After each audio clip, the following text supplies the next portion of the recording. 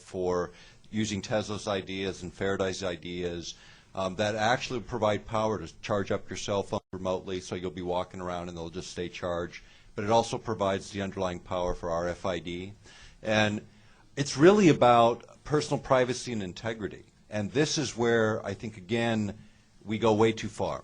And the idea of, again, what is the biggest crime in America today? It's identity theft. And so they've embedded this fear.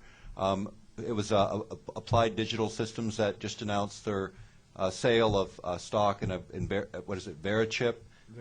And all this is coming. Actually, I wrote about those guys in 1999 in the book Earthrising the Revolution. And you know, it is coming, and it's about control, it's about manipulation, and it's about violating the very essence of who we are as human beings. No one has the right to do it. No government, no individual. Every one of us has the power to create an entirely new universe. We just have to recognize it and act on it. Let me add one thing. Come to my workshop. Let me add one thing. Yes, by all means, go to Daniel's workshop. But again, as the watches the mainstream media, watches way too much television as I'm sitting there typing, Tucker Carlson, who is not exactly a left-wing radical, was going toe-to-toe with John Sensenbrenner the other day, who is demanding a bill go through the Senate and the House that will make it mandatory that you have some kind of driver's license verification Real ID 2008. Before you can get on an airplane. And Tucker, to his credit, was not only talking about that as a problem, but he also mentioned RFID chips. And so what you're seeing in the mainstream again is this coalescence between the so-called left and the so-called right for larger issues that are much more philosophically oriented toward human freedom and potential and the idea of what it means to be a human being. If we create a real-world think tank, properly funded, that can bring these things to the mainstream level of communication and get more and more of these people don't realize it isn't left or right, it's all about us. See, I think we have extraordinary opportunities to change the curve. But we got to seize the day. Remember Carpe Diem? Remember that great movie? We must seize the moment because the moments are slipping like the hourglass through time. And we don't have many more moments to fritter away before it does become irreversible. Just to add one more point on the issue is there are many issues that will unite the left and right. You know, when my work started 12 years ago, it was the right that supported me. And it was them that supported me for many years, and they still do. And it's over these fundamental issues that we share in common, because there will be no left and there will be no right without these basic fundamental principles. That's what unites us. That's what made this country strong in the beginning. That's what will change the course of history now. And what happens when you unite the left and right? You get the middle. The centrist middle has got to come back, and I'm seeing evidence that, in fact, it is. Look at what's going on between this escalation.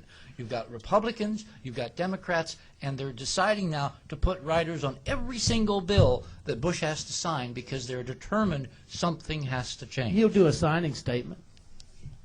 It's called the Real ID. It was passed in the Patriots bill. It's mandated by 2008. You have a uniform ID license. The average cost of that driver's license by 2008 will be $260. It'll take you 2 days to get it.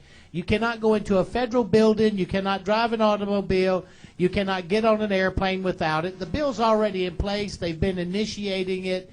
And now of the 28 states that's accepted it, about 10 of them have now passed legislated or put legislation in place to deny it doing it because of privacy. Go Real ID and punch it up, and you'll read the bill. You'll see everything is mandated, the same as your IRS. You can ask her, your IRS. You have to pay your IRS by electronic by 2010, and it's all in the Real ID Patriots Act, and you all pass it. They're going to do exactly what's being said here. By Richard. Nick and by Sean and by Richard.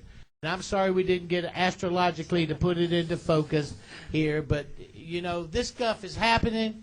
We must create this think tank. We must add to it, and we must be the middle, not left or right. We must be middle America, looking at what affects our parents and ourselves and our children, and asking the damn questions, and not blaming anybody, but seeking an answer to it, and we'll win, everybody. Yeah. Because Ask the questions. win is coming. Ask the questions. We're going to take one more question, and then we're going to have to stop. Go ahead. Okay, I'm not sure. Maybe Sean, potentially, this Okay. question. Earlier you were mentioning the 3 different levels of this process of 2012, where this transformation we're going to be coming into. Are we basically right now in a 3rd-dimensional matrix, and through 2012 we're going to be coming into a 4th-dimensional reality? And if that is 9th-dimensional reality, right here, what would that mean? Would that mean that instead of using 5 to 8% of our mind's capabilities, we'll be using 100? And what would that mean? It means when you look at something, Yeah. you can see dimensions between, like looking at you. Mm-hmm. Because that shift is there, and the universe is realigning, and dark matter's being charged, and now Richard knows more about that than I. But what's going to happen? When you get struck by lightning, you all of a sudden get expanded, and you never ever get back to seeing the world like most people see it, in 3-dimensional, mental, physical, spiritual. You start looking at everything from completely different concepts. With the multi-universe theory in place and the paralleling universes as a basic quantum theory, that's how we have a cell phone and a DVD and a CD and a PC, because it's multi-dimensional. Because this energy is moving through, as this planetary focus and alignment, solar flares, you will see more stuff. More stuff. You won't be like this. It'll be like a horse pulling the Clydesdales. You take the blinders off, and you can see what's to your left and your right. Let me try to put it in more mundane terms, just in brief, because we don't have a lot of time left. First off, anybody that gets a new passport that actually has the biometric chip in it, do not tear it out. It's a federal offense. Do not microwave it. It'll fry your microwave. Get a nice big hammer, hit it once, and it'll blow the chip. Just so you know. But the other one. No, Wait a minute, hold on. hold on, I'm going Sean. to answer his question. He asked me wait the a question, second, Daniel. Sean. I'm The answering his point question. The point is dimensional ability.